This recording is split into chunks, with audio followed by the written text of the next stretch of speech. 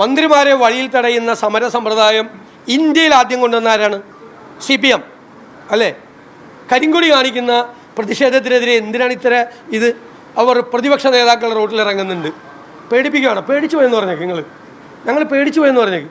പ്രതിപക്ഷ നേതാക്കന്മാർ റോട്ടിലിറങ്ങില്ല, അവരുടെ വീട്ടിലേക്ക് മാർച്ച് ചെയ്യും. അത് പറഞ്ഞപ്പേ മന്ത്രിമാരൊക്കെ ഭീഷണിപ്പെടുത്തുകയാണ്. ഇന്നലെ ധനകാര്യമന്ത്രി സജി ചെറിയെല്ലാം ഭീഷണിപ്പെടുത്തുകയാണ് ഞങ്ങളെ. നിങ്ങളൊന്ന് പോയി അവരെ കാണുമ്പോൾ പറഞ്ഞേക്ക് ഞങ്ങൾ പേടിച്ചു പോയെന്ന് പറയും. ഞങ്ങൾ വഴിയിലിറങ്ങില്ലെന്ന് കയ്യിൽ വെച്ചാൽ മതി. അതൊക്കെ ഇങ്ങോട്ട് എടുക്കണ്ട, ഞങ്ങളോട് അതൊന്നും വേണ്ട.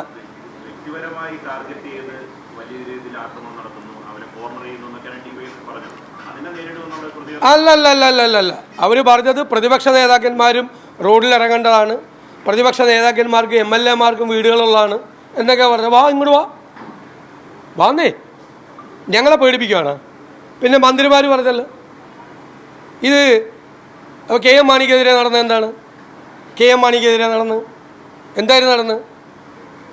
ബജറ്റ് അവതരിപ്പിക്കാൻ പോലും ഇന്ത്യയിലെ നിയമസഭാ ചരിത്രങ്ങളിലില്ല. ബജറ്റ് അവതരിപ്പിക്കാൻ പോലും സമ്മതിക്കാതെ നടത്തിയ അന്ന് അതിന് നേതൃത്വം കൊടുത്ത ആളുകൾ മന്ത്രിമാരായിട്ടിരിക്കുക ഈ മന്ത്രിസഭയിൽ. എന്നിട്ട് മന്ത്രിമാരെ ഒറ്റപ്പെടുത്തി ആക്രമിക്കാൻ പാടില്ലെന്ന്.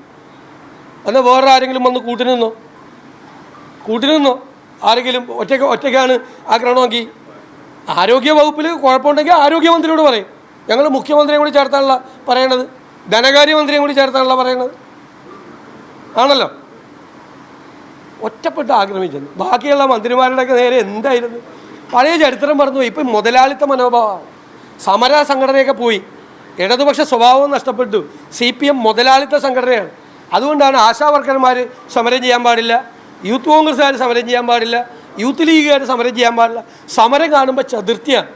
ഞാൻ പറഞ്ഞല്ലോ 40 വർഷം മുമ്പ് 50 വർഷം മുമ്പ് സത്യൻ്റെ നസീറിലെ സിനിമയിൽ കാണിക്കുന്ന മുതലാളിമാരുടെ സ്വഭാവമാണ് ഇപ്പോൾ ഇവർക്ക്. മുതലാളിത്ത ചിന്തയാണ്, വലിയ ആളുകളായി പോയെന്നുള്ള ധാരണയാണ്.